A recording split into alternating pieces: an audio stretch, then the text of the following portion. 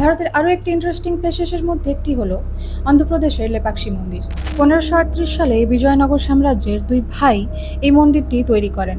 70টা স্তম্ভের মধ্যে একটা মাটি স্পর্শ করে না। 500 বছর ধরে শূন্যে ঝুলে রয়েছে এই স্তম্ভটি। মানুষ এই স্তম্ভের নিচ দিয়ে কাপড় আটপার করে এই বিশ্বাস নিয়ে যে ঘরে সুখ সমৃদ্ধি আসবে।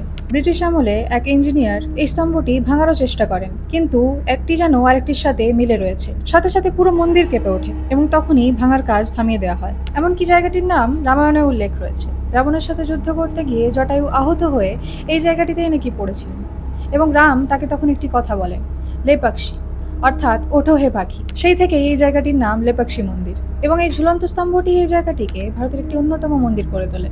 তাই এরপর অন্ধ্রপ্রদেশে গেলে লেপাক্ষী মন্দির ভিজিট করতে কিন্তু ভুলবে না। আর এরকমই ইনফরমেটিভ ভিডিওস নিয়ে জানতে হলে আমাদের ইউটিউব, ইনস্টাগ্রাম আর ফেসবুক চ্যানেলটিকে ফলো, সাবস্ক্রাইব অবশ্যই করে দিও। দেখা হচ্ছে নেক্সট ভিডিওতে।